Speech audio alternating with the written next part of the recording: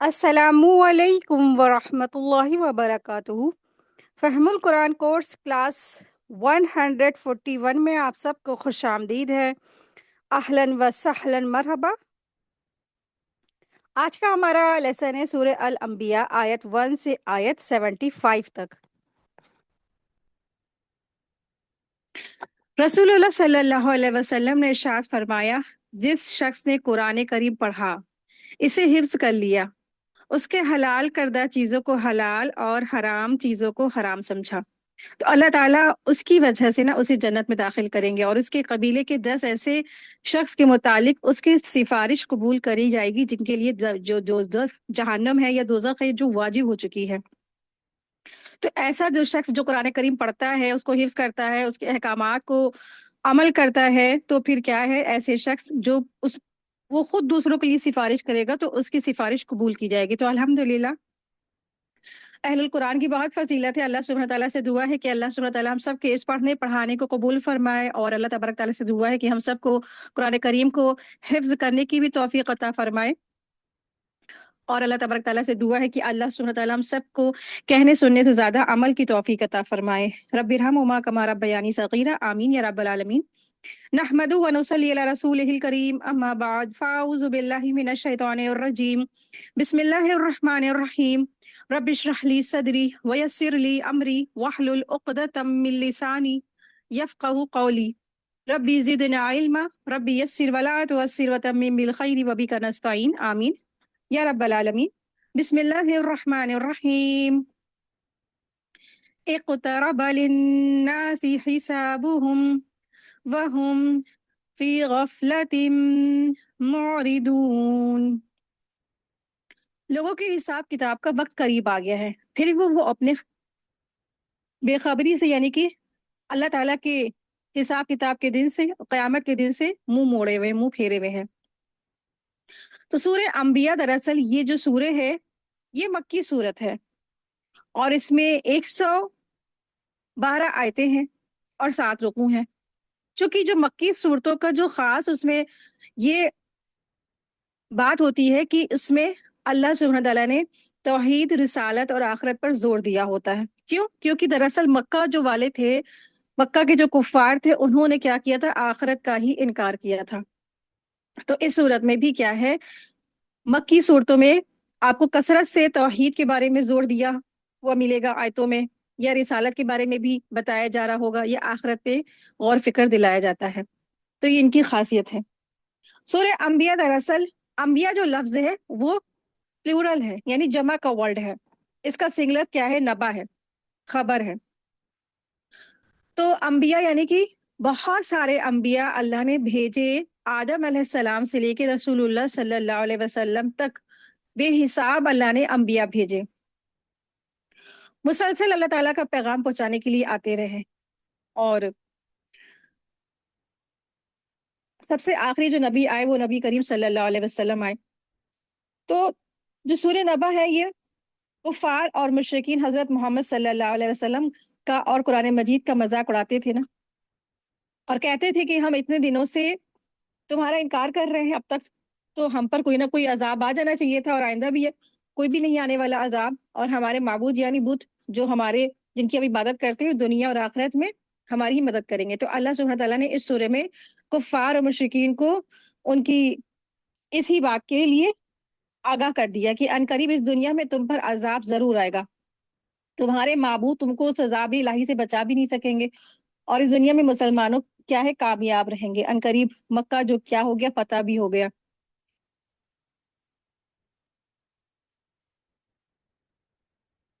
اور سورہ جو انبیاء ہے اس میں مسلسل اللہ سبحانہ تعالیٰ نے ایک ساتھ 17 انبیاء کا ذکر کیا، ان کے اوپر کیا اللہ نے نعمتیں دیے، کیا رحمتیں دی، انہوں نے کیسے اپنے قوم کی طرف تبلیغ کی، یہ سب چیزوں کا آپ کو اس میں ڈیٹیل ملے گی۔ اور اس سورہ مبارک میں تقریباً 17 انبیاء کا ذکر ہے، اور سب سے آخر میں رسول اللہ صلی اللہ علیہ وسلم کا ذکر ہے کہ وہاں پر اللہ سبحانہ تعالیٰ نے فرمایا وَمَا أَرْسَلْنَاكَ إِلَّا رَحْمَةً لِّلْعَالَمِينَ، کہ ہم نے آپ صلی اللہ علیہ وسلم کو نہیں بھیجا مگر تمام جہان والوں کے لیے رحمت بنا کر۔ تو اس میں جو آیتیں ہیں آیت نمبر 1 to 47 تک توحید، رسالت اور آخرت کا بیان ہے. پھر آیت 48 to 93 میں انبیاء کرام پر عنایت ربانی یعنی اللہ تبارک تعالیٰ کی طرف سے جو خاص عنایات انعامات ان سب کا تذکرہ ہے.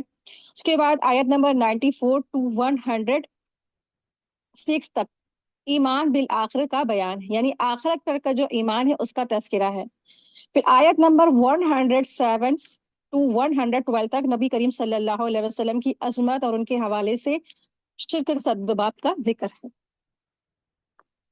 اللہ سبحانہ وتعالیٰ آیت نمبر 1 میں فرما رہے ہیں اقترب للناس حسابهم، یعنی قریب آ گیا ہے لوگوں کے لیے ان کا حساب کا وقت. وہم فی غفلت، اور وہ کیا ہے، غفلت میں پڑے ہوئے ہیں، معرضون، منہ موڑے ہوئے ہیں، منہ پھیرے ہوئے ہیں. یعنی آج کوئی بھی اگر آپ دیکھیں بات کرنا ہی نہیں چاہتا، اگر اس سے یہ کہا جائے کہ موت آنے والی ہے، موت واقع ہو جائے گی، تو کوئی اپنی موت کا تذکرہ سننا ہی نہیں چاہتا ہے نا. تو یہی منہ موڑے ہوئے ہیں. جو عقل مند تو وہی ہوتے جو وقت سے پہلے پہلے اپنی موت کی تیاری کر لے، اللہ سے ملاقات کی تیاری کر لے. موت تو ایک کیا ہے، حقیقی چیز ہے، وہ آ کر رہے گی، اس کے کوئی بھی نہیں بچنے والا ہے. بڑے سے بڑے پیر، ولی، اولیاء، ولی اللہ، انبیاء، خود رسول اللہ صلی اللہ علیہ وسلم جو اللہ کے اتنے قریب تھے، اتنے قریب تھے، ان کو بھی کیا ہے، موت سے ان کو دو چار ہوا، ان کو بھی موت آئی. تو موت سے کوئی نہیں بچنے والا ہے. تو اللہ سبحانہ وتعالیٰ یہاں پر لوگوں کو یہ یاد دلا رہے ہیں کہ لوگوں کے حساب کا وقت قریب آ گیا ہے، یعنی موت آ سکتی ہے اور قیامت بھی آ سکتی ہے. تو اشارہ یہاں پر ہے قرب قیامت کی طرف اور اس بات کی طرف کہ انسان کی موت بھی قریب ہے. تو دونوں ہی باتوں کی طرف اشارہ ہے. تو جس کی موت واقع ہو جاتی ہے اس کی قیامت واقع ہو جاتی ہے. تو وقت حساب سے مراد یہ ہے کہ جو ہر گھڑی قریب سے قریب ہوتی چلی جا رہی ہے، چاہے اس کی موت کا وقت ہو اور چاہے قیامت ہو. تو دونوں ہی چیز انسان کے قریب ہو رہی ہے، اور وہ ہر چیز جو آنے والی ہے وہ قریب ہی ہے، اور ہر انسان کی موت بجائے خود اس کے لیے قیامت ہے. حدیث میں آتا ہے کہ جس کی موت واقع ہو گئی تو اس کی بھی قیامت واقع ہو گئی. تو یہ کوئی خوش نہ ہوئے کہ ہم تو قیامت سے پہلے پہلے ہماری موت آ جائے گی، تو ہمیں تو قیامت سے دو چار ہونا نہیں پڑے گا. تو اسی لیے بتا دیا گیا کہ جس کی موت واقع ہو گئی اس کی قیامت واقع ہوگی. کیوں؟ کیونکہ جب قبر میں جاتا ہے نا اس سے حساب کتاب شروع ہو جاتا ہے، اور پھر قیامت کے دن بھی کیا ہے، ایک بڑا سا حساب کتاب کا پرچہ اس کے لیے تیار ہے. گزرے ہوئے زمانے کے لحاظ سے بھی قیامت قریب ہے، کیونکہ جتنا زمانہ گزر چکا ہے اور باقی جو رہ جانے والا ہے وہ زمانہ اس سے بھی کم ہے. یعنی کہ جتنا ابھی جو دنیا کا جو وقت یا ایج جو ہے وہ کافی لمبا عرصہ گزر چکا ہے. اب جو باقی رہ گیا وہ بہت تھوڑا سا ہے، بہت تھوڑا سا. جیسے آپ نے کسی واٹر بوٹل کو دیکھا ہوگا کہ واٹر بوٹل سے جب آپ نے واٹر نکالا اس میں سارا کا سارا آپ نے خالی کر دیا، بالکل لاسٹ میں بالکل تلی پہ جو تھوڑا سا واٹر لگا ہوتا ہے، بس ہم کیا ہیں، ہم اور آپ اسی اسٹیج پر جی رہے ہیں.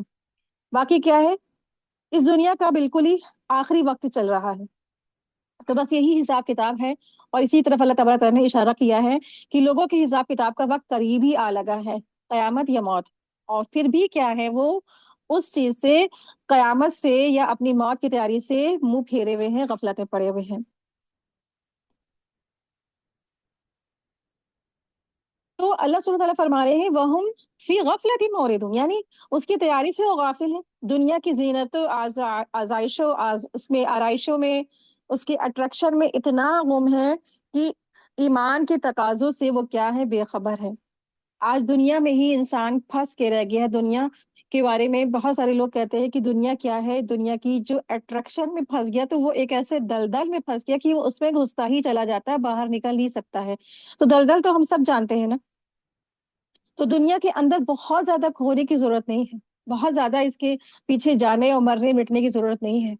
تو یہ کیا ہے، ایک چھوٹ جانے والی چیز ہے، پیچھے رہ جانے والی چیز ہے، ایک ٹیمپرری چیز ہے. اور ہمیشگی کی جو چیز ہے، جو دائمی جو چیز ہے، وہ آخرت کی زندگی ہے. لیکن جو ہمیشہ کی جو چیز ہے، جو ہمیشہ باقی رہنے والی چیز ہے، لیکن انسان کتنا بڑا اس کی ضعیفت کہی جائے یا کمزوری کہی جائے یا اسے غافل کہا جائے کہ کتنا بڑا وہ کیسا انسان ہے کہ اس نے اتنی امپورٹنٹ چیز کو ہی بھلا رکھا ہے، کہ وہ اس کو بھولے بیٹھا ہے، آخرت کو ہی بھلائے بیٹھا ہے. تو دراصل اس آیت میں عام انسانوں کو اللہ تبارک تعالیٰ نے خبردار کیا ہے، حال بیان کیا ہے کہ وہ ہر دن قیام یعنی کہ روز قیامت کے دن سے قریب ہو رہے ہیں. اور اس طرح گویا وہ میدان محشر میں بھی اللہ کے حضور اپنے اعمال کے حساب کے لیے قریبی ہوتے جا رہے ہیں۔ اس کا تقاضا تو یہ تھا کہ سارے کے سارے انسان نبی کریم صلی اللہ علیہ وسلم پر ایمان لا کر اس دن کی کامیابی کے لیے تیاری کرتے، لیکن معاملہ بالکل اس کے اپوزٹ ہے کہ وہ حساب اور جزا اور سزا کے بالکل ہی اس سے غافل ہیں اور آخرت کے فکر سے بالکل ہی دور ہیں۔ چند روز دنیا کے عیش اور آرام کو اپنا مقصد زندگی کا گول بنا کے رکھا ہوا ہے۔ حساب کا دن اس لیے قریب ہے کہ ہر آنے والی چیز قریب ہی ہوتی ہے، چاہے وہ ایک مدت کے بعد ہی کیوں نہ آئے۔ رسول اللہ صلی اللہ علیہ وسلم نے ارشاد فرمایا، تمہارا دنیا میں اگلی امتوں کے مقابلے میں رہنا اس طرح ہے، ایسے ہے جیسے عصر کی نماز سے سورج ڈوبنے تک کا وقت ہو۔ اب دیکھیں کتنا تھوڑا سا وقت ہوتا ہے نا، گھنٹہ 1.5 گھنٹے کا وقت، بس ہمارا اس دنیا میں رہنا ایسے ہی ہے۔ تو ان تمام احادیثوں سے پتہ چلتا ہے کہ امت محمدیہ جو آج ہے وہ اس کے لیے کیا ہے، بہت تھوڑا سا وقت ہے، اس کے بعد فوراً ہی قیامت آئے گی۔ یہ بخاری کی حدیث ہے، حدیث 557 اس کا نمبر ہے۔ پھر ایک اور حدیث میں آپ صلی اللہ علیہ وسلم نے اشارہ فرمایا، اس پر پیشن گوئیاں تھی۔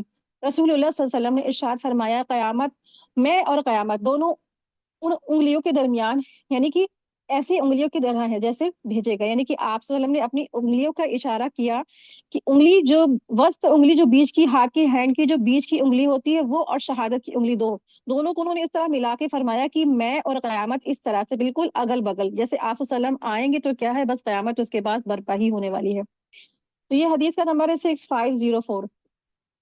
سیدہ عائشہ رضی اللہ عنہا فرماتی ہیں کہ بہت سی دیہاتی رسول اللہ صلی اللہ علیہ وسلم کے پاس آتے تھے اور دریافت کرتے تھے کہ قیامت کب ہوگی۔ آپ صلی اللہ علیہ وسلم ان لوگوں سے آپ ان لوگوں میں سے جو سب سے کم عمر ہوتا تھا نا تو اس کی طرف دیکھتے تھے، پھر فرماتے تھے اگر یہ بچہ زندہ رہا تو اس کو بوڑھا ہونے سے پہلے تمہاری قیامت آ جائے گی، یعنی موت واقع ہو جائے گی۔ تو یہ بخاری کی حدیث نمبر 6511۔ تو ان حدیثوں سے پتہ چلتا ہے جس کی موت واقع ہوگی اس کی قیامت واقع ہوگی، اور پھر قیامت کا اگر آپ سوچیں کہ قیامت بھی کیا ہے، بہت ہی قریب ہے، کبھی بھی کچھ بھی ہو سکتا ہے۔ رسول اللہ صلی اللہ علیہ وسلم نے جتنے بھی پیشن گوئیاں فرمائی تھی وہ سب کے سب پوری ہو چکی ہیں، اور بڑی بڑی بس 10 بڑی جو نشانیاں بس ان کا ہی ظہور ہونا باقی جتنی بھی آپ صلی اللہ علیہ وسلم نے نشانیاں بتائی تھی ساری کی ساری پوری ہو چکی ہیں، سب کچھ پوری ہو چکی ہیں۔ تو کبھی بھی قیامت واقع ہو سکتی ہے، لیکن ہمارا کیا حال ہے، ہم تو ایسے ٹینشن فری جی رہے ہیں۔ ہمیں آج انسانوں کو، آج امت مسلمہ کو سب چیز کی فکر تو ہوتی، لیکن اپنی آخرت کی کوئی فکر نہیں ہوتی اس کو۔ بس وہ اللہ نے فرمایا نا کہ وَهُمْ فِي غَفْلَةٍ هُمْ مُعْرِضُونَ، کہ ہم انسان جو کیا کر رہا ہے، پھر غفلت میں بھی زندگی گزار رہا ہے اور منہ بھی موڑے ہوئے ہیں، غفلت کے ساتھ ساتھ اعراض بھی کیے ہوئے، منہ بھی موڑے ہوئے ہیں۔ تو قیامت کے دن سب سے پہلے جو حساب کتاب ہوگا تو وہ کس چیز کا ہوگا، نماز کا ہوگا۔ ابو ہریرہ رضی اللہ عنہ سے روایت ہے کہ رسول اللہ صلی اللہ علیہ وسلم نے ارشاد فرمایا، قیامت کے دن بندے سے سب سے پہلے جس چیز کا حساب لیا جائے گا وہ اس کی نماز ہوگی۔ اگر نماز درست ہوئی یعنی سنت کے مطابق ہوئی تو بندہ کامیاب اور کامران ہوگا، اور اگر نماز خراب ہوئی تو سنت کے مطابق نہیں ہوئی تو ناکام اور نامراد ہوگا۔ قیامت کے دن نعمتوں کے بارے میں بھی پوچھ ہوگی، یعنی جیسے انسان جو چیزیں برت رہا ہے، عیش عشرت کی زندگی جی رہا ہے، مثال کے طور پہ کولڈ واٹر، ٹھنڈا پانی شدت کی گرمی میں، پھر انسان کی جو صحت ہے یا اس کے پاس جو وقت ہے انلمیٹڈ وقت اور وہ اس کو برباد کرتا ہے، یا پھر اس کا جو مال ہے، اس کے پیسے ہیں، یا پھر اس کا جو رزق ہے، تو رزق میں ساری چیزیں آ جاتی ہیں، عقل، فہم، صلاحیتیں، مال، دولت، اولادیں، تمام چیزیں آتی ہیں، اور پھر یہ سب کے سب نعمتیں ہیں، اور پھر جو دو خاص جو نعمتیں ہیں وہ صحت و فراغت یعنی فرصت، یہ سب چیزوں کے بارے میں بھی اللہ سبحانہ تعالیٰ قیامت کے دن پوچھ کریں گے کہ تم نے کیا کیا، تم نے آخرت کے لیے کیا کیا، میری ملاقات کے لیے ان تمام چیزیں جو ہم نے تم کو عطا فرمائی تھی، تم نے ان سب کے لیے کیا کوشش کی۔ عبداللہ بن مسعود سے روایت ہے کہ رسول اللہ صلی اللہ علیہ وسلم نے ارشاد فرمایا، قیامت کے دن انسان کے قدم اس وقت تک ہل نہیں سکیں گے جب تک وہ 5 چیزوں کا جواب نہیں دیتے۔ پہلا کہ اس نے عمر کن کام میں لگائی، دوسرا جوانی اس نے کس کام میں گزار دی، تیسرا مال اس نے کہاں سے کمایا، چوتھا یہ بات کی مال اس نے کہاں پہ خرچ کیا، پانچواں یہ کہ اپنے علم کے مطابق عمل کہاں تک کیا۔ ٹھیک ہے، تو علم کے بارے میں بھی پوچھ ہوگی۔ تو جو بہت سارے لوگ یہ کہہ کے بچ جاتے ہیں، خوش ہو جاتے ہیں کہ نہیں چلو ہمیں پڑھنا ہی نہیں، نہ ہم پڑھیں گے نہ ہی ہم، اللہ تعالیٰ ہم سے جو ہے حساب کتاب لے گا۔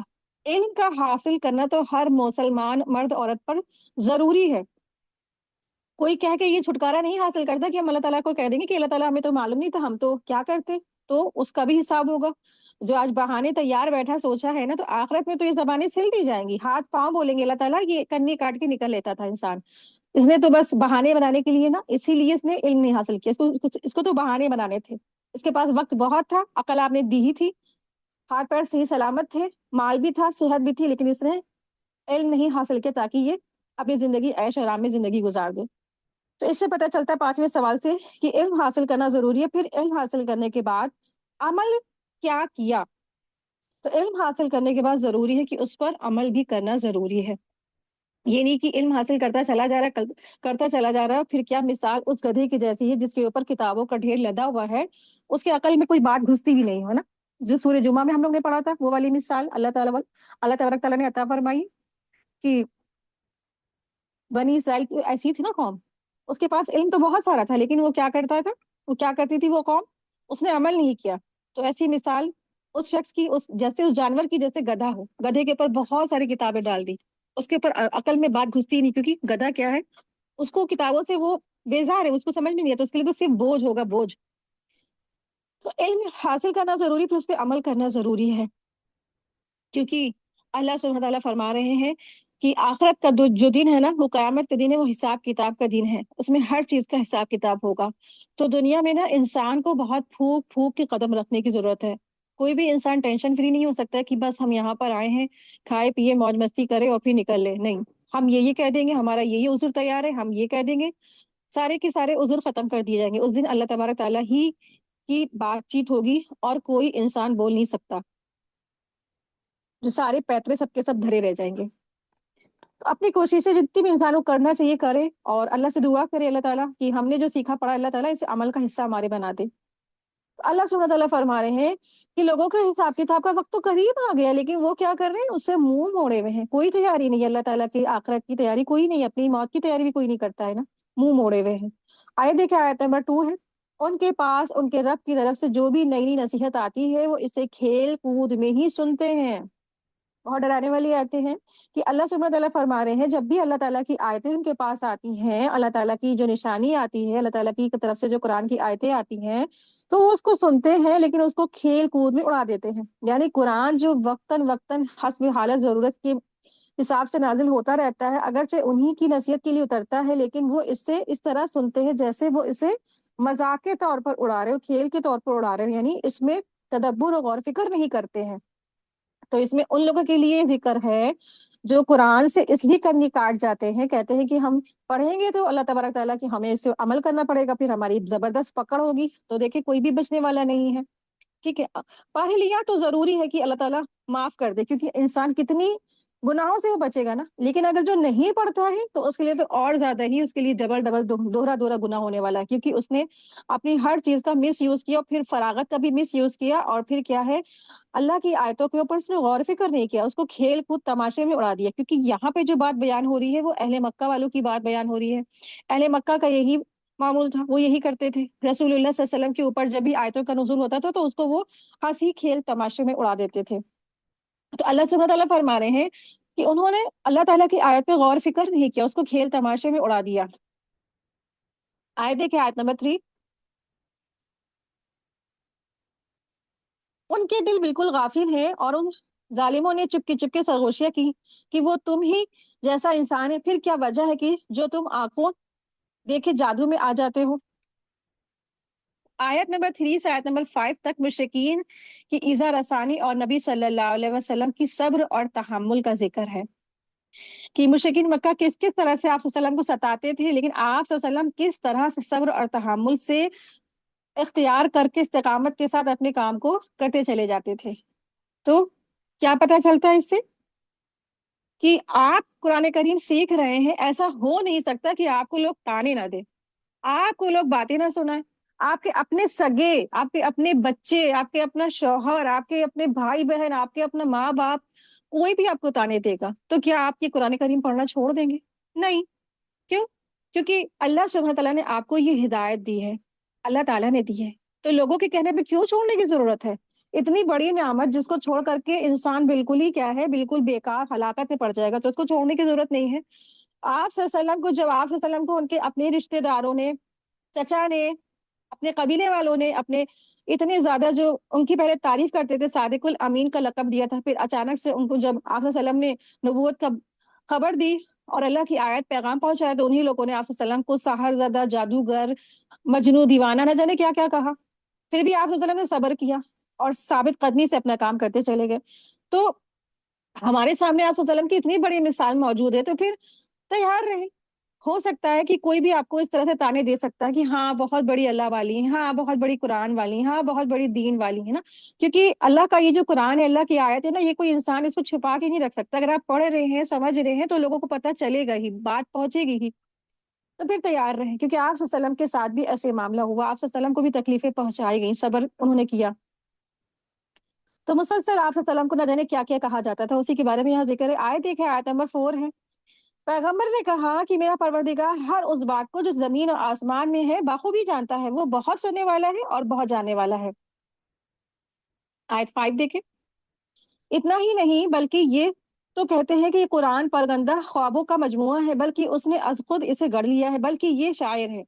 ورنہ ہمارے سامنے یہ کوئی ایسی نشانی لاتے جیسے کہ اگلے پیغمبر بھیجے گئے. یعنی کہ اہل جو مکہ تھے، کفار مکہ تھے، وہ یہ کہہ رہے ہیں کہ رسول اللہ صلی اللہ علیہ وسلم کے بارے میں، قرآن کے بارے میں کیا کہا. قرآن کی آیتوں کو انہوں نے کہا ادغاث احلام. ادغاث احلام ہم لوگ پڑھ چکے سورہ یوسف میں. تو اس کے معنی ہے پریشان کن خواب. یعنی انہوں نے، اہل مکہ والوں نے قرآن کریم کو کہا ادغاث احلام، خواب کی پریشان باتیں ہیں یہ، یا ایسی چیزوں کا مجموعہ ہے. بلکہ یا تو اس نے، یعنی رسول اللہ صلی اللہ علیہ وسلم نے اس قرآن کو کریم کو خود ہی لکھ لیا ہے، خود اپنے من سے لکھ لیا ہے، گڑھ لیا ہے. یا تو پھر یہ کیا ہے، یہ تو ایک شاعر ہے، مسلسل اپنی ہی بات میں، اپنی ہی زبان میں وہ ایک جگہ ٹھہرے نہیں، طرح طرح کی باتیں ہی کرتے رہے. تو ان کی سرگوشی کرنے والے جو ظالم تھے نا، انہوں نے اس پر بس نہیں کیا، بلکہ کہا کہ یہ قرآن تو پریشان خواب کی طرح سے یا پرغندہ افکار کا مجموعہ ہے، بلکہ اس کا اپنا، اس نے یعنی رسول اللہ صلی اللہ علیہ وسلم نے خود اس کو گڑھ لیا، بلکہ یہ کیا ہے، خود ہی ایک شاعر ہے. اور یہ قرآن کتاب ہدایت نہیں ہے، شاعری ہے. ایسے ایسے ان لوگ مکہ لوگوں کے، مکہ کے کفار لوگوں نے کہا. یعنی کسی ایک بات پر ان کو قرار نہیں تھا. ٹھیک ہے. تو جھوٹ کی یہی پہچان ہوتی ہے کہ سامنے والے کو کوئی ایک بات نہیں 50 بات کہتا ہے. تو اس کا جھوٹا ہونے پر یہی دلیل ہے کہ وہ جھوٹا ہے. ایک بات پر بھی انہوں نے بس نہیں کیا. ہر روز ایک نیا پیترا بدلتے تھے اور نئی نئی بات اور نئی نئی الزام تراشی کرتے تھے. کس کے اوپر؟ رسول اللہ صلی اللہ علیہ وسلم کے اوپر. تو جو اپنی زندگی میں بہت دکھی ہے، جو اپنی زندگی میں اپنے رشتہ داروں سے بہت پریشان ہے، جو اپنی زندگی میں لوگوں کے تانوں سے بہت پریشان ہے، تو آپ صلی اللہ علیہ وسلم کی سیرت مبارک کو اٹھا کے دیکھیں.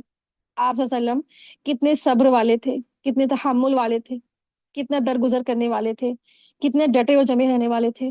کہ کسی کے کہنے پر بھی کیا آپ صلی اللہ علیہ وسلم نے اس دین کو چھوڑا؟ نہیں، ڈٹے رہے، جمے رہے، اپنی آخری سانس تک ڈٹے رہے. آیت دیکھیں، آیت نمبر 6. ان سے پہلے جتنی بستیاں ہم نے اجاڑی سب ایمان سے خالی تھی، تو کیا اب یہ ایمان نہیں لائیں گے؟ تو کیا اب یہ ایمان لائیں گے؟ یعنی کہ ایک سوال پوچھا جا رہا ہے، اللہ سبحانہ تعالیٰ سوال پوچھ رہے ہیں. آیت نمبر 9 سے آیت نمبر 6 تک، یعنی آیت نمبر 6 to 9 تک کی نبی کریم صلی اللہ علیہ وسلم کی دلجوئی کی گئی ہے. اور اسی کا مضمون یہاں بیان ہوا کہ آپ صلی اللہ علیہ وسلم کو تسلی دی جا رہی ہے کہ گزرے ہوئے، یعنی ماضی میں بھی جو برباد ہونے والی جو قومیں ہیں، انہوں نے رسولوں کی دعوت کے جواب میں ایسے ہی روش اختیار کی تھی. یعنی کہ یہ ایسا آپ کے ساتھ کر رہے ہیں، آپ کو سحر زدہ، مجنوں، اور آپ کے قرآن کریم کے نازل ہونے کو اضغاث احلام کہہ رہے ہیں. تو ایسی کوئی نئی بات نہیں ہے، آپ سے پہلے بھی لوگوں پہ، یعنی انبیاء پر ایسا ہی ہوتا رہا ہے. تو آپ پریشان نہ ہو، آپ اپنا کام بس کرتے چلے جائیں. ٹھیک ہے. تو ہمارے لیے کیا سبق ہے؟ آپ صلی اللہ علیہ وسلم پر بھی جب ایسی بات ہوئی اور پچھلے انبیاء پر بھی ایسی باتیں آئیں، تو ہمارے لیے بھی کیا، ہمیں بھی کیا صبر کرنا ہے، اپنے کام کو کرتے چلے جانا ہے، علم حاصل کرنا ہے اور علم پہنچا دینا ہے. لوگ ہمارے بارے میں کیا کہتے ہیں، کیا سنتے ہیں، کیا تانے دیتے ہیں، بس اس کو ایک کان سے سنے دوسرے کان سے نکال دے. ہاں، لیکن اپنی زبان سے کبھی کسی کو دل سے تکلیف مت پہنچائیں. زبان کا استعمال اللہ کے لیے، اللہ کے کلام کے لیے کریں. غلط بات زبان سے مت نکالے، لوگوں کو تکلیف مت پہنچائیں. جتنا بھی پڑھیں قرآن کی آیتیں، اس پر پورا پورا عمل کرنے کی کوشش کریں. لڑائی جھگڑے فساد سے اپنے آپ کو بچا کر کے رکھیں. تو پھر دیکھیے، پھر جو ہم لوگ قرآن کریم کے پڑھنے والوں کی فضیلت پڑھتے ہیں، تو انشاءاللہ تعالیٰ وہ پھر ہمارے اجر میں ہوگی.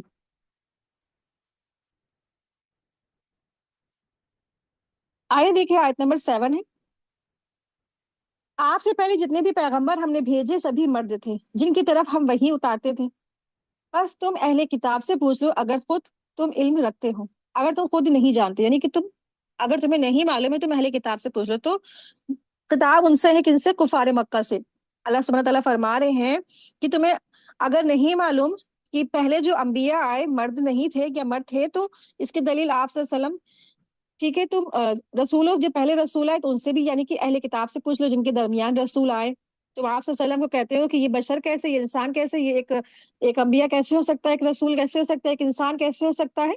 तो इंसान होने पर तुम्हें सबसे बड़ा एतराज है, तो जरा पता लगा लो, अहले किताब से जरा पूछ लो, जितने भी पहले दीगर अंबिया आए वो कौन थे, मर्द थे या फरिश्ते थे या जिन्नात थे? तो अहले जिक्र से मुराद अहले किताब है, ठीक है। अहले जिक्र से मुराद, इसका लफ्जी माने हैं अहले इल्म, और इससे मुराद अहले किताब है।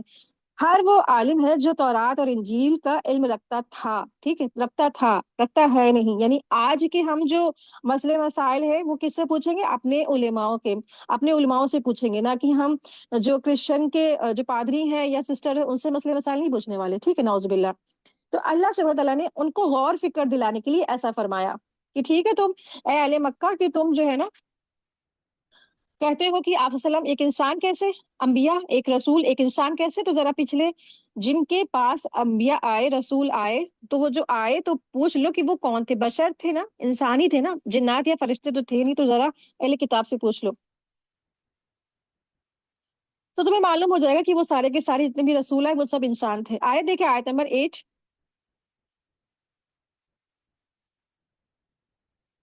हमने उनके लिए एक ऐसे जिस्म नहीं बनाए थे कि वो खाना खाना खाए और ना हमेशा वो जिंदा रहने वाले हैं।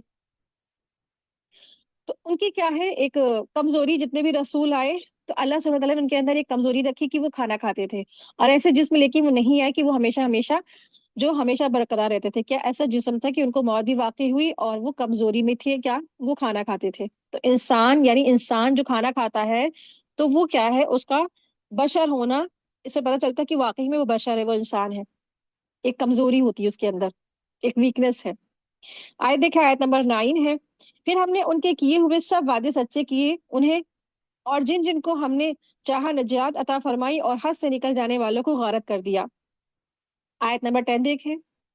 यकीनन हमने तुम्हारी जानिब किताब नाजिल फरमाई जिसमें तुम्हारे लिए जिक्र है, क्या फिर भी तुम अकल नहीं रखते? अल्लाह सुब्हानहू तआला फरमा रहे हैं कि इसमें तुम्हारा जिक्र है, हमने ऐसी किताब नाजिल फरमाई कि इसमें तुम्हारा जिक्र है, क्या तुम अकल नहीं रखते? फीही जिक्रुकुम। तो इस आयत में कुफारे जो मक्का हैं उनकी तमाम परेशान कुन बातों का इकट्ठा जवाब है, जो वो नबी सल्लल्लाहु अलैहि वसल्लम और कुरान के मुतालिक कहते थे कि ये ख्वाबों का परगंदी बातें हैं, परगंदा बातें हैं, या ये मनगढ़ंत बातें हैं कुरान के बारे में, ये रसूल सल्लल्लाहु अलैहि वसल्लम के बारे में उन्होंने ऐसा कहा था ना, या फिर ये जादू है, या फिर ये शायरी है।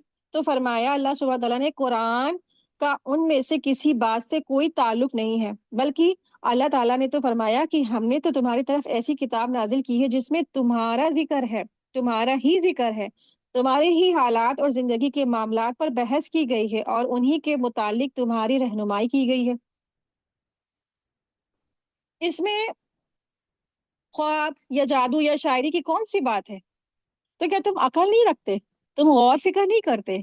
फी ही जिक्रुकुम का एक माना ये है कि ईमान लाने की सूरत में ये किताब सारी दुनिया में तुम्हारी नामवरी, शोहरत, इज्जत और शर्फ का बायस है। और जिक्र का एक माना नसीहत भी है। अल्लाह सुब्हानहू तआला फरमा रहे हैं कि ये जो किताब है ना, इसमें तुम्हारा ही जिक्र है। आयत देखिए, आयत नंबर 11। और बहुत सी बस्तियां हमने तबाह तबाह बर्बाद कर दी जो जालिम थी, और उनके बाद हमने दूसरे कौम को पैदा कर दिया। जब उन्होंने हमारे अजाब का एहसास कर लिया तो लगे उससे भागने। आयत 13 देखें। आयत नंबर 11 से आयत नंबर 15 तक अजाब के वक्त जालिम कौम का हाल बताया जा रहा है। तो इस आयत में मंजर नक्शा खींचा गया है उस वक्त का जब जालिम कौम अल्लाह जब अल, जब जालिम कौम पर अल्लाह ताला का जो अजाब होगा वो नाजिल होता है। तो उस वक्त वो जो कौम है अजाब से बचने के लिए भागने की कोशिश करने लगती, लेकिन अल्लाह ताला जो है उनके जो ऐसे जो जालिम कौम है उनको फिर बचने या उनको निजात की उनके लिए कोई भी राह नहीं बाकी रहती है। और अपने चाहे वो जितने ही अपने जो गुनाह है या नाफरमानी है उन सब का एतराफ करे, लेकिन क्या है, जब अजाब का वक्त आता है तो फिर किसी तरीके की माफी नहीं होती है। आइए देखिए आयत नंबर 13। भाग दौड़ ना करो और जहां तुम्हें आसूदगी दी गई थी वहीं वापस लौट जाओ और अपने मकानात की तरफ जाओ ताकि तुमसे सवाल तो कर लिया जाए। आयत 14 देखे। कहने लगे हाय हमारी खराबी, बेशक हम ही जालिम थे। यानी कि अब पछताने से, अब तौबा करने से क्या फायदा जब तुम्हारे ऊपर अजाब का फैसला हो चुका है ना। आयत 15। फिर तो उनका यही कौल रहा यहाँ तक कि हमने उन्हें जड़ जड़ से काटी हुई खेती और बुझी हुई आग की तरह कर दिया। यानी कि जब अजाब का फैसला हो गया, उसके बाद जब अजाब आंखों से देखने के बाद फिर इंसान चाहे जितना तौबा इस्तगफार और पछतावा करे तो फिर क्या है, फिर अजाब अल्लाह ताला का रुकने वाला नहीं होता है, फिर उनकी जड़ें काट दी ही जाती हैं। आयत नंबर 16 देखे। आयत नंबर 16 से आयत नंबर 18 तक कायनात में जो अल्लाह सुब्हानहू तआला ने जो चीजें बनाई है वो खेल तमाशे नहीं, बल्कि यहाँ एक जो है ना मौरका यानी एक जंग है, जो क्या है, हक और बातिल पर एक जंग है। उसकी तरफ अल्लाह सुब्हानहू तआला ने यहाँ फरमाया है, जिक्र फरमाया है। तो कायनात में इंसान और जिन्नात की आजमाइश चल रही है। ये आजमाइश हक और बातिल के दरमियान एक कश्मकश की सूरत में है। कुछ लोग हक के अलमबरदार होते हैं और कुछ लोग बातिल की तरफ होते हैं। तो उन दोनों के दरमियान एक जंग है जो खैर और शर के जैसी है। तो जब अहले हक को जो होते हैं वो जिहाद करते हैं तो अल्लाह ताला उनकी मदद करता है, और जो बातिल होते हैं, जो बातिल का साथ देते हैं, तो अल्लाह ताला बातिलों का सर कुचल करके रख देते हैं। तो यहाँ पर उसी का तरफ इशारा है। आयत देखिए, आयत नंबर 16। हमने आसमान और जमीन और उनके दरमियान की जो चीजें खेलते हुए नहीं बनाई हैं, और हमने यूं ही खेल तमाशे का इरादा करते हुए इसे अपने पास ही नहीं बना लेते अगर हम करने वाले ही होते। आयत 18 देखें। बल्कि हम सच को झूठ पर फेंक मारते हैं, बस सच झूठ का सर तोड़ देता है और वो इसी वक्त नाबूद हो जाता है। तो जो बातें बनाते हो वो तुम्हारे लिए बाइस खराबी है। आयत 19 देखें। आसमान और जमीन में जो है उसी का है, यानी उसी अल्लाह ताला का है, और जो उसके पास है, और वो उसकी इबादत से ना सरकशी करते हैं और ना थकते हैं। अल्लाह सुब्हानहू तआला ने आयत नंबर 19 टू 23 में आसमान और जमीन में अल्लाह के सिवा फरमाया है कोई माबूद नहीं है। और कुछ लोगों ने आसमानों में मौजूद फरिश्तों को माबूद बना लिया था ना। तो अल्लाह सुब्हानहू तआला फरमा रहे हैं कि आसमानों में और जमीन में कहीं पर भी अल्लाह के अलावा कोई और माबूद है ही नहीं। और जिनको तुमने माबूद बनाया, यानी फरिश्तों को तुमने माबूद बनाया, वो तो खुद अल्लाह ताला की क्या है, बंदे हैं, बंदगी करते हैं, अल्लाह ताला की इबादत करते हैं और रात दिन अल्लाह ताला की तस्बीह करते हैं, और जरा सी भी वो सुस्ती नहीं करते हैं। एक इंसान कितना सुस्ती वाला होता है, लेजीनेस होता है उसके अंदर ना, लेकिन ये अल्लाह की मखलूकात है, हमेशा हमेशा अल्लाह ताला की मुसलसल 24 घंटे काम भी करती है अल्लाह ताला की, और फिर तस्बीह भी करती है मुसलसल, और जरा सी भी सुस्ती नहीं करते हैं। आयत 29 देखें। क्या उन लोगों ने जमीन की मखलूकात में से जिन्हें माबूद बना रखा है वो जिंदा कर देते हैं? एक सवालिया अंदाज, उनको चौंकाया जा रहा है सवालों से। आयत 22। अगर आसमान जमीन में सिवाय अल्लाह ताला के और भी माबूद होते तो ये दोनों दिरहम बरहम हो जाते। बस अल्लाह ताला के बस अल्लाह ताला अर्श का रब है, इस वस्फ से पाक है जो ये मुशरिक बयान करते हैं। यानी अगर कोई वाकई आसमान और जमीन में दो माबूद होते तो कायनात में जो उनका अगर तसर्रुफ होता, यानी कि हिस्सा होता, दो हस्तियां अगर होती कायनात में, तो सारा का सारा निजाम दिरहम बरहम हो जाता। तो कोई भी एक मुल्क होता तो वहां पे राजा कौन होता, एक होता है। किसी भी मुल्क में, किसी भी कंट्री में आपने हिस्ट्री उठा के देख ले, कभी भी दो राजा नहीं हुए। क्यों? दो किंग नहीं हुए। क्यों? क्योंकि हुक्म तो किसी एक का चलता है। अगर हुए भी तो क्या हुआ, निजाम दिरहम बिरहम हो गया। आयत देखे, आयत नंबर 23। वो अपने कामों के लिए किसी के आगे जवाब दे नहीं, और सब उसी के आगे जवाब दे। यानी अल्लाह सुब्हानहू तआला किसी के आगे अपने कामों के लिए सवाल जवाब नहीं करने वाले, सवाल जवाब नहीं करते। लेकिन हाँ, अल्लाह के आगे सब के सब सारी मखलूक सवाल जवाब करेगी। यानी कि अल्लाह सवाल करेंगे और सारी की सारी मखलूक जवाब देगी। इंसानों का सवाल जवाब, चाहे जिन्नात का सवाल जवाब या फरिश्ते, हर एक का हिसाब किताब किस दिन होगा, कयामत के दिन होगा। सबसे हिसाब किताब लिया जाएगा। और जिन्नात और इंसान, इन दोनों से तो बिल्कुल वाजिब है कि उस दिन हिसाब किताब लिया जाएगा। आए देखिए, आयत नंबर 24।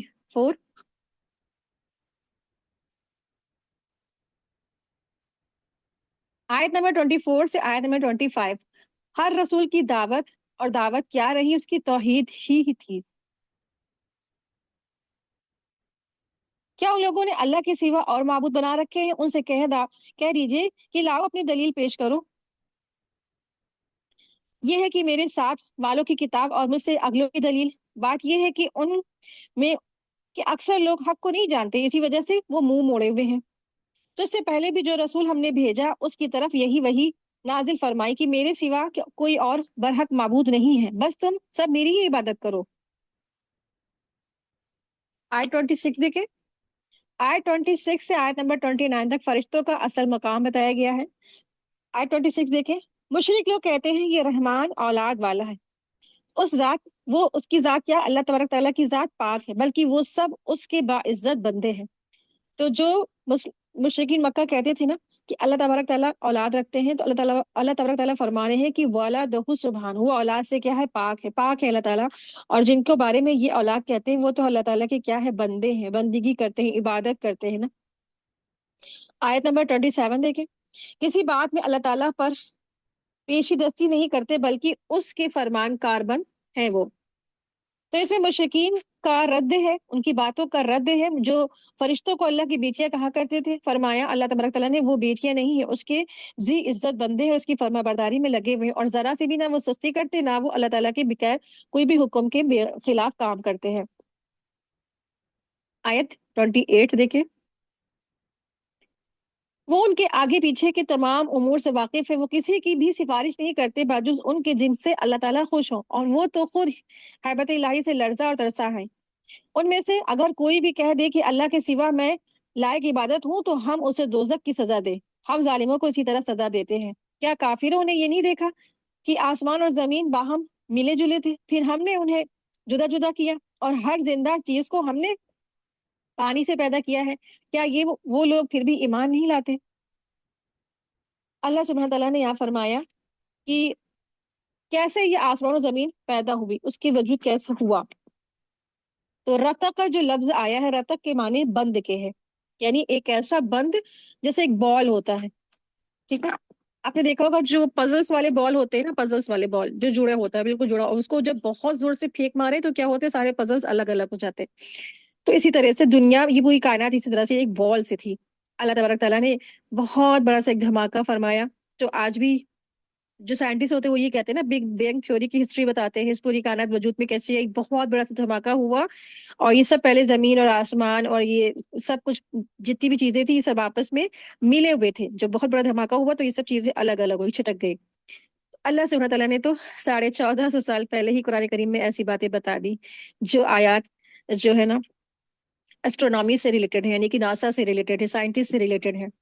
رتقہ کے معنی بند کے ہیں، یعنی بال کے ہیں، اور فتق کے معنی ہیں پھاڑنے کے، کھولنے کے ہیں، اور الگ الگ کرنے کے، یعنی آسمان اور زمین ابتدا امر میں باہم ملے ہوئے تھے اور ایک دوسرے کے ساتھ پیوست تھے. اللہ تبارک تعالیٰ نے ان کو ایک دوسرے سے الگ کیا، آسمان کو اوپر کر دیا اور جس سے بارشیں برستی ہے، اور زمین کو اپنی جگہ پر رہنے دیا تاہم وہ پیداوار کے قابل ہو گئی. یہاں سے یہ بھی پتہ چلتا ہے کہ اللہ سبحانہ تعالیٰ نے ہر چیز کی جو پیدائش کی ہے وہ پانی سے ہوئی ہے، ہر چیز پانی سے پیدا ہوئی ہے. آئے دیکھیں آیت نمبر 31. اور ہم نے زمین میں پہاڑ بنا دیے تاکہ وہ مخلوق کو ہلا نہ سکے، اور ہم نے اس میں کشادہ راہیں بنا دی تاکہ وہ راستہ حاصل کرے. آسمان کو محفوظ چھت بھی ہم نے بنا دیا، لیکن لوگ اس کی قدرت کے نمونے پر دھیان ہی نہیں دیتے ہیں. تو اللہ تعالیٰ کی آیات ہیں، بکھری پڑی ہیں، پھیلی پڑی ہیں. تو آسمان بھی کیا ہے؟ اللہ تعالیٰ کی نشانی ہے. ٹھیک ہے. آپ دیکھیں کہ ہر چیز کی ایک چھت ہوتی ہے. تو آپ نے دیکھا ہوگا ہم سب کے گھروں کی بھی ایک چھت ہے، لیکن ہماری گھروں کی چھت تو کسی پلرس یا کسی بغیر دیوار کے نہیں ہم ٹیک سکتے نا، اس کو کچھ نہ کچھ تو سپورٹ دینا ہی ہوگا، یا اوپر سے یا نیچے کی طرف سے. یا کوئی خیمہ ہے، یا کوئی قنات ہے، یا ٹینٹ ہے، یا گھر ہے، یا محل ہے، یا کوئی بھی چیز ہے، اس کے لیے جو چھت قائم ہوگی نا تو اس کے لیے ایک پلرس یا ایک اس کو ٹیکنے کے لیے کوئی چیز سپورٹ کی ضرورت ہوگی. لیکن اللہ سبحانہ تعالیٰ نے جس طرح ہم لوگ نے اپنے گھروں کی چھتیں بنائی ہے، اسی طرح سے اللہ تبارک تعالیٰ نے اس زمین کی بھی چھت بنائی ہے جو آسمان ہے. لیکن وہ جو آسمان ہے جو ایک چھت ہے، لیکن اللہ تبارک تعالیٰ نے ایسے اس کو تھامے ہوئے ہیں کہ وہ گرتی نہیں ہے بنا کسی سپورٹ کے، جو ہمیں دکھتا بھی نہیں ہے نا. تو یہ اللہ تعالیٰ کی قدرت کی بہت بڑی نشانی ہے. اگر انسان ایسی چیزوں پہ غور کر لے تو واقعی میں وہ جو ہے نا اللہ تعالیٰ کے آگے سر سجدے میں ہمیشہ زندگی بھر پڑا رہے گا، کبھی اللہ تعالیٰ کے ساتھ کسی کو شریک نہیں ٹھہرا سکتا ہے. تو اللہ تعالیٰ کی وحدانیت کی نشانی ہے، اللہ تعالیٰ کی توحید کی نشانی ہے. لیکن انسان ان سب چیزوں پہ غور نہیں کرتا ہے نا، بس وہ वहुम फी गफलती मोरिदून की जैसे जिंदगी गुजारता चला जाता है ना। आए देखे आयत नंबर 33। वही अल्लाह है जिसने रात और दिन और सूरज और चांद को पैदा किया है, उनमें से हर एक अपने अपने मदार में तैरते फिरते हैं।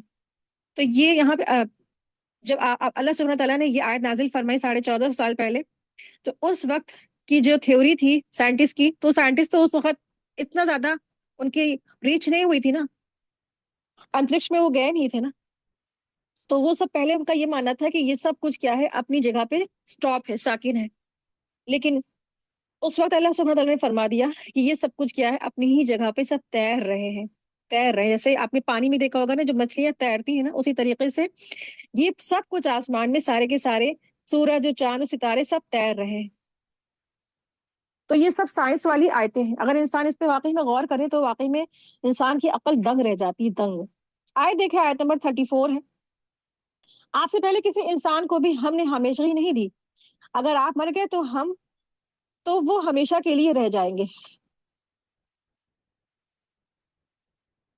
मौत और हयात का सिलसिला बताया गया आयत नंबर 34 से आयत नंबर 35। इंसानों की आजमाइश का जरिया भी है मौत और हयात। तो मुशरिकीन मक्का इस खुशफहमी का शिकार थे कि नबी करीम सल्लल्लाहु अलैहि वसल्लम की वफात के बाद आप सल्लल्लाहु अलैहि वसल्लम की दावत का सिलसिला बंद हो जाएगा। इन आयत में मुशरिकीन मक्का को आगाह किया गया है कि अगर अल्लाह के रसूल सल्लल्लाहु अलैहि वसल्लम दुनिया से चले जाएंगे, तो मुशरिकीन भी तो क्या है, उनको भी तो जाना दुनिया से होगा, कि वो दुनिया में जिंदगी भर क्या बैठे रहेंगे हमेशा, 1000 2000 साल जिएंगे क्या। तो ये कुफार मक्का के जवाब में है आयत। नबी सल्लल्लाहु अलैहि वसल्लम ने की बाबत वो कहते थे कि एक दिन आप सल्लम मर जाएंगे, और अल्लाह ताला ने फरमाया तो मौत तो हर इंसान को आनी है, और उसूल तो उसूल से तो यकीनन मोहम्मद सल्लल्लाहु अलैहि वसल्लम भी क्या है, इससे बचने वाले नहीं है, उनको भी मौत आएगी। क्योंकि ना वो भी इंसान ही है, और हमने इंसान को मौत के लिए क्या है, मौत के लिए बनाया है। इंसान को मौत तो आएगी, उसके ऊपर क्या है, मौत वाकई होगी। कुल्लु नफ्सिन जायकातुल मौत। लेकिन क्या बात है, ये कहने वाले क्या खुद मौत से क्या बच जाएंगे ना, तो वो हरगिज भी नहीं बच सकेंगे, उनको भी मौत से दो चार होना ही पड़ेगा। आए देखे आयत नंबर 35। हर जानदार को मौत का मजा चखना है, चखने वाला है। हम बतरीक इम्तिहान तुम में से हर एक को बुराई भलाई में मुब्तला करते हैं, और तुम सब हमारे ही तरफ लौटाए जाओगे। आए देखे आयत नंबर 36। ये मुनकरीन तुझको जब भी देखते हैं तो तुम्हारा मजाक ही उड़ाते हैं कि क्या ये वही है जो तुम्हारे माबूद का जिक्र बुराई से करता है, और खुद भी रहमान की याद के बिल्कुल ही मुनकर है। तो आयत नंबर 36 से आयत नंबर 41 मुशरिकीन मक्का की गुस्ताखियों का जवाब दिया गया है। मुशरिकीन मक्का के तंज और नबी करीम सल्लल्लाहु अलैहि वसल्लम की शान में गुस्ताखियों का जिक्र है। और फिर अल्लाह ताला की तरफ से मुशरिकीन मक्का के लिए वईदों का भी बयान है। आइए देखिए आयत नंबर 37। इंसान जल्दबाज का मखलूक है, यानी कि इंसान की फितरत में क्या है, जल्दबाजी है। मैं तुम्हें अपनी निशानी अभी अभी दिखाऊंगा कि तुम मुझसे जल्दीबाजी ना करो। तो इंसान की सबसे बड़ी कमजोरी है कि उसके अंदर जल्दबाजी है, किसी भी मामले में हो तो वो उसको जल्दी मची रहती है। अगर वो बारिश मांगता है तो उसको बारिश भी चाहिए, जल्दी चाहिए होती है। अगर वो गर्मी में है तो उसको सर्दी भी जल्दी चाहिए होती है। अगर वो सर्दी में है तो उसको ठंड भी जल्दी चाहिए होती है। हर चीज की उसको जल्दीबाजी रहती है ना। तो इंसान की फितरत में जल्दबाजी है। आय 38 देखें। कहते हैं कि अगर सच्चे हो तो बता दो कि ये वादा कब होगा, यानी कयामत का। तो काश ये काफिर जानते कि उस वक्त ना तो ये काफिर आग को अपने चेहरों से हटा सकेंगे, और ना ही अपनी पुट्ठों से, और ना उनकी मदद की जाएगी। आयत 40 देखें। हाँ हाँ, वादे की घड़ी उनके पास अचानक आ जाएगी और उन्हें हक्का बक्का कर देगी। फिर ना तो ये लोग इसे टाल सकेंगे, और ना ही जरा भी इससे मोहलत दी जाएगी, मोहलत दिए जाएंगे। और तुझसे पहले रसूलों के साथ भी हंसी मजाक किया गया है, बस हंसी करने वालों को ही इस चीज ने घेर लिया जिसकी वजह से वो हंसी उड़ाते थे। आयत 42 देखें। उनसे पूछे कि रहमान से दिन और रात तुम्हारी हिफाजत कौन कर सकता है। बात यह है कि ये लोग अपने रब के जिक्र से फेरे हुए हैं, यानी तुम्हारे जो करतूत है ना, वो तो ऐसे हैं कि दिन और रात की किसी भी घड़ी में तुम पर अजाब आ सकता है। इस अजाब से दिन और रात तुम्हारी कौन हिफाजत करता है? क्या अल्लाह के सिवा कोई भी है, कोई और है जो अजाब अल्लाह से तुम्हारी हिफाजत कर दे? आयत देखिए आयत नंबर 43। क्या हमारे सिवा उनके और माबूद है जो उन्हें मुसीबतों से बचा ले? कोई भी खुद अपनी मदद की ताकत नहीं रखता, और ना कोई हमारे तरफ से रफाकत दिया जाता है। आयत 44 देखिए। बल्कि हमने उन्हें और उनके बाप दादाओं को जिंदगी के सरो सामान दिए, यहाँ तक कि उनकी मुद्दत उम्र गुजर गई। کیا وہ نہیں دیکھتے کہ ہم زمین کو اس کے کناروں سے گھٹاتے چلے آ رہے ہیں؟ اب کیا وہی غالب ہے؟ آیت 45 دیکھیں، کہہ دیجئے میں تو تمہیں اللہ کی وحی کے ذریعے سے آگاہ کر رہا ہوں، مگر بہرے لوگ بات نہیں سنتے جب انہیں آگاہ کیا جاتا ہے۔ آیت 46، اگر انہیں تیرے رب کے کسی عذاب کا جھوکا بھی لگ جائے تو پکار اٹھتے ہیں کہ ہائے ہماری بدبختی، یقیناً ہم گناہ گار تھے۔ آیت 47 دیکھیں، قیامت کے دن ہم درمیان میں لا رکھیں گے ٹھیک ٹھیک تولنے والی ترازو کو، پھر کسی پر کچھ بھی ظلم نہ کیا جائے گا، اور اگر یہ رائی کے دانے کے برابر بھی عمل ہوگا ہم اسے لا حاضر کریں گے، اور ہم کافی ہی حساب کرنے والے۔ اللہ سبحانہ تعالیٰ فرمانے کہ قیامت کے دن حساب کتاب قائم ہوگا۔ قیامت کے دن کا پس منظر ہے، سارے کے سارے لوگوں کا حساب کتاب ہونا شروع ہو جائے گا۔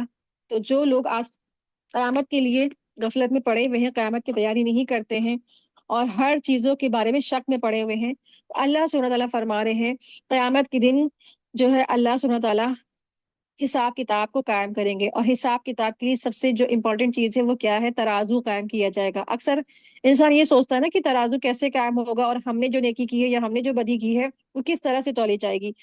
تو اس کے بارے میں یہاں اشارہ ہے، موازین میزان یعنی ترازو کی جگہ، ٹھیک ہے، موازین یعنی میزان کی پلورل ورڈ ہے جس کا معنی ہوتا ہے میزان یعنی ترازو۔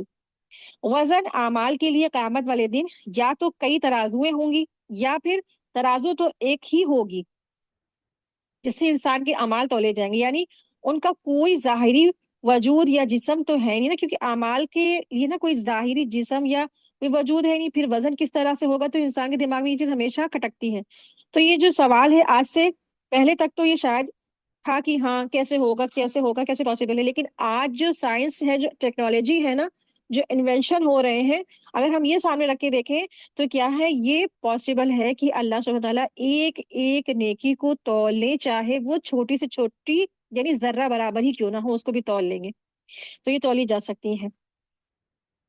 تو جو وزن ہے، چیزوں کا وزن بھی تولا جا سکتا ہے، چاہے وہ ایک رائی کا دانہ ہے۔ آج جو ہمارے پاس ہے نا، ایسا کوئی ترازو شاید ہی ہو جو ایک رائی یا چھوٹا سا جو جوں کا انڈا ہے اس کو کوئی تول لے، ایسی کوئی مشین نہیں نا، لیکن اللہ تبارک تعالیٰ کے پاس کیا ہے؟ یہ ہوگی، ایسی مشینیں ایسی ٹیکنالوجی ہوگی جس کی وجہ سے سب کچھ تولا جائے گا۔ جب انسان اس پر قادر ہو گیا نا کہ تو اللہ تعالیٰ کیا پاسبل نہیں؟ اللہ تعالیٰ کے لیے تو ہر چیز کی کیا ہے؟ اللہ تعالیٰ ہر چیز پر قادر و مختار ہے۔ اللہ تعالیٰ مخلوق کے لیے ہر چیز کر سکتے ہیں، اللہ تعالیٰ کی ہر چیز اختیارات میں ہے۔ تو ایسی مشینیں ایسی ٹیکنالوجی ہوں گی اللہ کے پاس بھی انشاءاللہ کہ انسان کی چھوٹی سے چھوٹی نیکی اور چھوٹی سے چھوٹی برائی کو تول لیا جائے گا۔ تو کوئی مشکل نہیں ہے اللہ تعالیٰ کے لیے، اور یہ بھی ہو سکتا ہے کہ انسان کو دکھلانے کے لیے اعمال کو ایک جسم میں بدل دیا جائے پھر اسے وزن کیا جائے، تو اللہ عالم، ہو سکتا ہے کچھ بھی اللہ کے یہاں۔ اور اس کے بارے میں احادیث سے دلیل ملتی ہے کہ مثلا جب صاحب قرآن کے لیے نا قرآن ایک خوش شکل نوجوان کی شکل میں آئے گا، وہ پوچھے گا کہ تم کون ہو؟ تو وہ قرآن کہے گا میں قرآن ہوں جسے تم راتوں کو پڑھتے تھے اور بیدار رہ کر، اور دن کو پیاسے رہ کر تم مجھے پڑھتے تھے۔ تو اس سے کیا پتہ چلتا ہے؟ جو قرآن ہے نا وہ آخرت میں کیا ہوگا کہ ایک خوبصورت نوجوان کی شکل میں آ جائے گا۔ اس طرح سے مومن کی قبر میں اعمال جو صالح ہوتے ہیں ایک خوش رنگ اور معطر نوجوان کی شکل میں آئیں گے، اور کافر اور منافق کے پاس اس کے اپوزٹ ہوگا، اپوزٹ شکل میں ہوگا۔ تو اس سے پتہ چلتا ہے کہ اللہ سبحانہ تعالیٰ اعمال کو ایک جسم دے دے جس کی وجہ سے اس کو تولے، یا اللہ عالم، اللہ بہتر جانتے کس طرح سے تولے، لیکن ہاں اس سے یہ پتہ چلتا ہے کہ سب کچھ تولا جائے گا، چاہے انسان لائے ہے ایک جو ہے نا دانے کے برابر، رائی کے دانے کے برابر ہی اس نے کوئی بھی عمل کیا ہو، وَإِنْ كَانَ مِثْقَالَ حَبَّةٍ مِّنْ خَرْدَلٍ، یعنی کہ ایک رائی کے دانے کے برابر بھی اگر کسی نے کوئی عمل کیا ہوگا اچھا یا برا، اس کو بھی تولا جائے گا، اس کو بھی حاضر کر لیا جائے گا۔ اور اللہ سبحانہ تعالیٰ فرمانے ہیں کہ ہم کافی حساب کرنے والے ہیں۔ آئے دیکھیں آیت نمبر 48، یہ بالکل سچ ہے کہ ہم نے موسیٰ اور ہارون کے فیصلہ کرنے والی نورانی اور پرہیزگاری کے لیے واعظ و نصیحت والی کتاب عطا فرمائی۔ تو یہاں پر یہ تورات کی صفات بیان کی گئی جو حضرت موسیٰ علیہ السلام کو دی گئی تھی، اور اس میں بھی متقین لوگوں کے لیے نصیحت تھی۔ آیت 49 دیکھیں، وہ لوگ جو اپنے رب سے بن دیکھے خوف کھاتے ہیں اور قیامت کے تصور کے سے وہ کانپتے ہیں۔ آیت 50، اور یہ نصیحت اور برکت والا قرآن بھی ہم نے نازل کیا، کیا پھر بھی تم اس کے منکر ہو؟ آیت 51 دیکھیں، यकीनन हमने इससे पहले इब्राहिम को उसकी समझ बूझ बख्शी थी और हम उसके अहवाल से बाखूबी वाकिफ थे। आयत नंबर 51 से आयत नंबर 56 तक इन आयत में हजरत इब्राहिम अलैहिस्सलाम को अल्लाह ताला की तरफ से अता की जाने वाली हिदायत और फिर उसके मज़ाहिरा का तज़किरा है। हजरत इब्राहिम अलैहिस्सलाम ने अपने वालिद और कौम के से दरियाफ्त किया कि उन मूर्तियों की हकीकत क्या है जिनके सामने तुम सर झुकाए बड़े अदब के साथ बैठे रहते हो। तो उन्होंने जवाब दिया कि इबादत का तरीका है कि हमने अपने आबा व अजदाद से सीखा है। ये इबादत का एक तरीका जो हमने अपने आबा व अजदाद यानी बाप दादाओं से सीखा है। तो हजरत इब्राहिम अलैहिस्सलाम ने कहा, बिलाशुबा तुम बहुत बड़ी खुली गुमराही में हो। इब्राहिम अलैहिस्सलाम ने कैसे उनको तबलीग की, तो ये पता चलेगा ना। तो आयतें देखें। आयत 52, जबकि उसने अपने बाप से और अपनी कौम से कहा कि ये मूर्तियां जिनके तुम मजाविर बने बैठे हो क्या है ये। सब ने जवाब दिया कि हमने तो अपने बाप दादाओं को उन्हीं की इबादत करते हुए पाया। तो इब्राहिम ने फरमाया, फिर तो तुम और तुम्हारे बाप दादा सभी यकीनन खुली हुई गुमराही में मुब्तला रहे। आयत 56 देखे। कहने लगे, क्या आप हमारे पास सचमुच हक लाए हैं या यूं ही मजाक कर रहे हैं। आपने फरमाया यानी इब्राहिम अलैहिस्सलाम ने फरमाया, नहीं, दर हकीकत तुम सब का परवरदिगार तो वो है जो आसमान और जमीन का मालिक है, जिसने उन्हें पैदा किया है। मैं तो इसी बात का गवाह और कायल हूँ। आयत 56, आयत 57 देखे। और अल्लाह की कसम, मैं तुम्हारे उन माबूद के साथ जब तुम अलहदा पीठ फेर कर चलोगे तो एक चाल चलूंगा। आयत 58 देखे। बस उसने उन सब के टुकड़े टुकड़े कर दिए, हाँ सिर्फ बड़े बुत को छोड़ दिया, ये भी उसके लिए वो सब उसी की तरफ लौटे। तो आयत नंबर 57 से आयत नंबर 67 तक बुत परस्तों पर तमाम हुज्जत का जिक्र है। तो इन आयत में जो बुत परस्त हैं उन पर हजरत इब्राहिम की तरफ से एतमाम उज्जत का वाकया बयान हुआ है। हजरत इब्राहिम अलैहिस्सलाम शहर के जो बुत खाना में दाखिल हुए, शहर के बुत खाना यानी कि जैसे मंदिर वगैरह क्या होगा इस तरह से, तो बुत खाना में दाखिल हुए, तमाम बुतों को तोड़ दिया, अलबत्ता बड़े बुत को सलामत रखा। और जब कौम के जो मुजाविर थे, पंडित थे, उन्होंने जवाब आपसे पूछा तो हमारे माबूदों का यह हाल किसने किया। तो आपने जवाब दिया कि बड़ा बुत सलामत है ना, उसी से बाकी बुतों के बारे में पूछ लो। जाओ, तो बुतों से पूछ लो तो उनको इस हाल से किसने दो चार किया है। तो पंडित और पूरी कौम अपने माबूदों की बेबसी और लाचारगी का उनको एहसास हो गया, गोया उन पर तमाम हुज्जत हो गई। तो उन्होंने हजरत इब्राहिम से कहा, आप जानते हैं कि ये बुत बोल नहीं सकते। तो हजरत इब्राहिम उनकी जबानों से यही सुनना चाहते थे। तो जवाब दिया, क्या तुम उन बुतों की माबूद बनाए हो जो तुम्हें क्या फायदा पहुंचा देंगे, क्या नुकसान से बचाएंगे, बल्कि वो तो खुद ही अपनी हिफाजत पर कादिर नहीं है। अफसोस है कि तुम पर, तुम्हारे माबूद जो बातिल माबूद पर भी।